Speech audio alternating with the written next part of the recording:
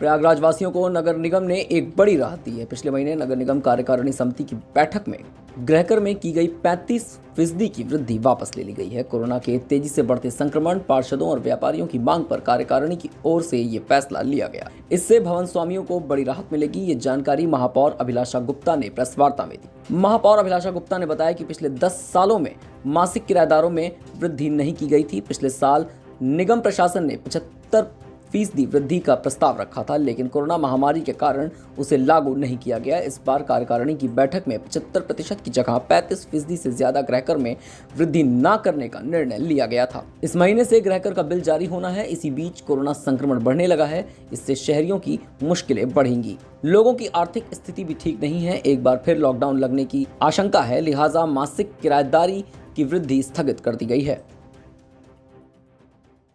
किया गया है। मासिक दर जो था उसमें 10 साल से कोई बढ़ोतरी नहीं हुई थी, तो इस बार बढ़ाने का था कि बढ़ाने का पिछले बार ही था, लेकिन वो 75% था। प्रशासन ने उसे 400% तक किया था, हम लोगों ने उसे 75% किया था। लेकिन पिछले बार भी कोरोना की वजह से, यही मार्च अप्रैल का टाइम था, तो कोरोना की वजह से उसको स्थगित कर दिया गया कि लॉकडाउन है और आर्थिक स्थिति अच्छी नहीं है, लोग कहाँ से दे पाएंगे, तो इसलिए उसको रोक दिया गया था।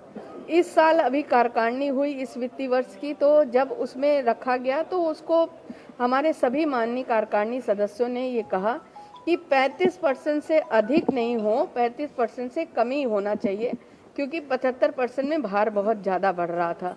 लेकिन सदन होनी थी, लोकसभा चल रही थी, इस वजह से सदन नहीं हो पाई और इस समय आचार संहिता लगी है, सदन नहीं हो पाएगी अभी जब तक आचार संहिता है। तो इस वजह से हम लोगों ने, सभी माननीय कार्यकारिणी सदस्यों ने ये निर्णय लिया और कोरोना का प्रकोप फिर से जारी हो गया, लोग फिर से आर्थिक रूप से बहुत तंगित हैं, तो इसलिए हम सब ने निर्णय लिया कि इस बार फिर से हम इस जो 35% से कम या ज़्यादा जो भी सदन निर्णय लेता उसमें होता, उससे बेहतर है कि हम 1 भी % नहीं बढ़ाएंगे हाउस टैक्स, और जो पुरानी दर है उसी अनुसार चलेंगे। केवल अपने दायरे को, जो दायरे में नहीं है टैक्स के, उसको टैक्स के दायरे में लाएंगे और वही वसूली का दायरा वही रखेंगे पूरी तरह।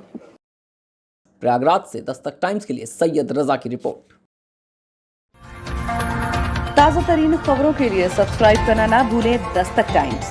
बेल आइकन दबाकर पाएं देश विदेश की लेटेस्ट खबरों की नोटिफिकेशन।